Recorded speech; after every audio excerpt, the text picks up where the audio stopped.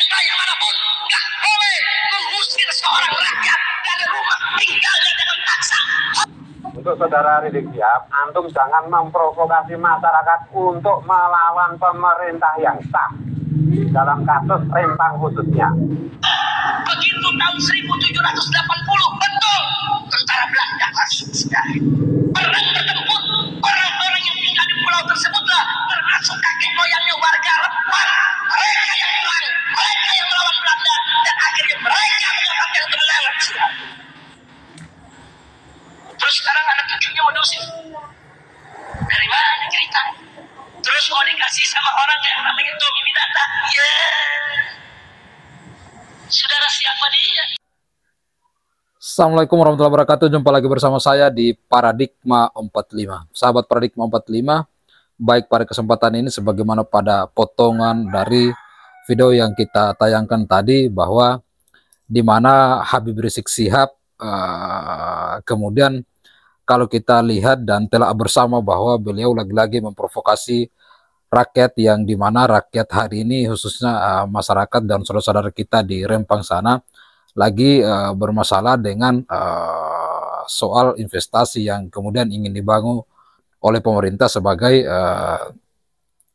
investasi strategis nasional, yang dimana di Pulau Rempang sana akan dibangun oleh pemerintah dengan investor yang dari luar sana.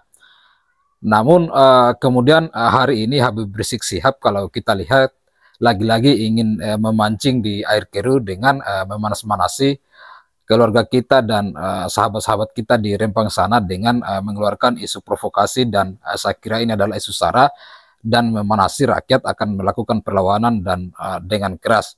Nah, sedangkan kalau kita saksikan bahwa kalau kemudian di Rempang sana terjadi chaos dan rakyat terus melakukan perlawanan dengan cara-cara yang keras, itu akan menguntungkan buat mereka, yang dimana kelompok-kelompok ini adalah kelompok dari Hosinuddin dan Habib Bahar Smith dan yang lainnya, itu yang kemudian hari ini berteriak-teriak ingin membangun dan mendirikan negara khilafah.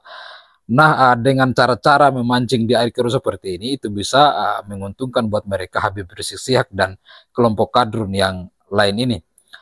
Kemudian sehubungan dengan provokasi-provokasi yang dilakukan oleh kelompok-kelompok ini lalu mendapatkan tantangan dan ultimatum dari Gus Fuad Pleret dan Kiai Haji Ma'nuddin Al-Bantani dan kawan-kawan, seperti yang kita saksikan juga pada potongan dari video tadi. Makanya memang kita sebagai rakyat, khususnya sahabat-sahabat kita dan keluarga kita di Rempang sana, harus menelaah dengan baik mana yang kemudian datang sebagai provokasi dan mana yang kemudian datang sebagai penengah untuk kemudian menjadikan persoalan di Rempang ini menjadi hal yang kemudian bisa menguntungkan sahabat dan keluarga kita di Rempang sana. Karena saya kira memang ada jalan-jalan lain yang kemudian bisa ditempuh dengan cara-cara jalur hukum dan sebagainya, yang kemudian dengan harapan bahwa tidak merugikan dan tentu menguntungkan keluarga kita di Rempang. Nah, kita juga tentu akan memperingatkan kepada pemerintah khususnya Pak Jokowi bahwa jika investasi ini merugikan rakyat dan membuat mereka sengsara, untuk apa kemudian investasi ini? Ini adalah harapan kita bersama, tentu berharap bahwa investasi ini kemudian menjadi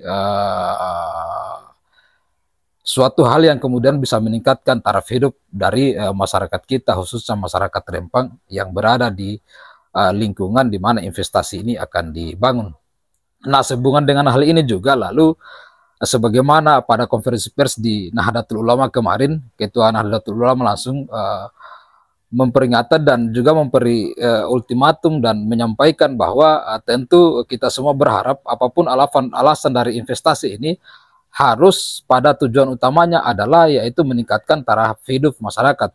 Nah, ketika investasi ini merugikan masyarakat, Ketua PBNU memperingatkan bahwa untuk apa investasi ini dibangun.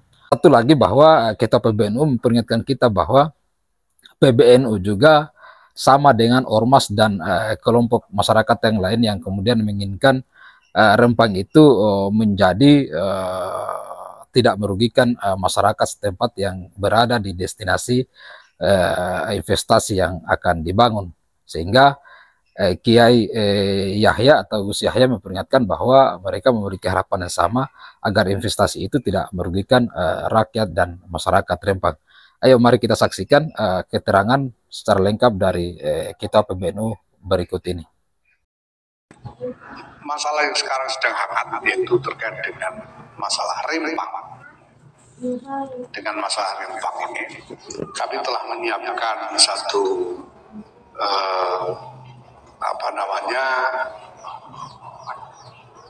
pernyataan tertulis terkait itu, ya supaya tidak salah-salah nanti ya.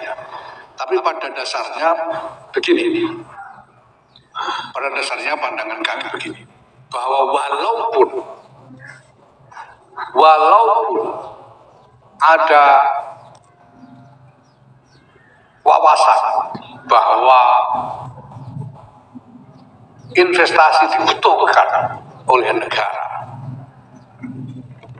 investasi itu harus dijadikan peluang, sungguh-sungguh dijadikan peluang untuk meningkatkan taraf hidup masyarakat, khususnya masyarakat di lingkungan yang menjadi destinasi investasi itu sendiri.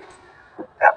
Seperti kasus Rempang ini kan urusannya ada investasi ditempatkan di sana dan kemudian timbul masalah dengan masyarakat di lingkungan setempat. Nah, investasi itu harus dikembalikan kepada tujuan asalnya, yaitu untuk kemaslahatan masyarakat. Maka harus dijadikan peluang untuk meningkatkan taraf hidup masyarakat, khususnya di lingkungan destinasi dari investasi itu sendiri. Ya. Dan masyarakat tidak boleh menjadi korban. Masyarakat tidak boleh menjadi korban. Apapun juga kesentosaan dari masyarakat itu nomor satu. Resiko-resiko investasi itu hitungan terkemudian. Pertama-tama, kesentosaan masyarakat itu harus dijaga. Tidak boleh masyarakat menjadi korban, karena itu berarti melenceng dari tujuan investasi itu sendiri. Nah, ketika sekarang terjadi masalah seperti di Rempang ini, ya, sebetulnya Nahdlatul Ulama saya kira sama dengan eksponen-eksponen sosial yang lain yang menjadi stakeholder masyarakat seperti ormas-ormas yang lain juga. Iya, sebagaimana kita saksikan tadi, di mana Ketua PBNU dalam konferensi persnya juga ternyata mereka PBNU berpihak kepada kepentingan dari rakyat dan keluarga kita di Rempang sana. Sehingga tentu kita berharap bahwa berhentilah kemudian Habib Rizik Syihab ini dan kawan-kawan ini kembali memprovokasi rakyat yang kemudian kalau kita lihat memang mereka ini suka memancing di air keruh dengan memanfaatkan situasi seperti ini untuk kemudian mengungkapkan kebencian dan ketidaksukaannya terhadap pemerintahan yang ada. Karena hal ini bukan baru pertama dilakukan, mereka sering melakukan hal-hal ini di kondisi-kondisi tertentu yang kemudian mereka selalu memanfaatkan isu-isu seperti ini untuk kepentingan-kepentingan mereka. Sedangkan kita tahu bersama bahwa kepentingan mereka ini memang agenda besar yang diharap-harapkan, tapi ini semacam hanya mimpi saja dari beberapa orang yang kelompok habaib dan seperti Hosinuddin dan lain-lain ini, Habib Rizik Syihab dan Bahar bin Smith ini, kemudian selalu ini berbicara tentang bagaimana khilafah bisa berdiri di negara kesatuan Republik Indonesia. Makanya hal-hal yang kemudian seperti di kasus di Rempang ini mereka manfaatkan kemudian untuk mewasifkan tujuan-tujuan mereka untuk bagaimana negara khilafah bisa dibangun di negara kesatuan Republik Indonesia. Karena lagi-lagi bahwa jika sekiranya Rempang ini terus diprovokasi oleh mereka dengan dalil bahwa terus melakukan perlawanan dan ketika negara ini chaos, maka dengan senangnya mereka akan memanfaatkan chaos itu untuk kemudian bagaimana tujuan-tujuan mereka itu bisa dicapai dengan semaunya mereka. Untuk itu, mari terus kita saksikan di channel ini. Wassalamualaikum warahmatullahi wabarakatuh.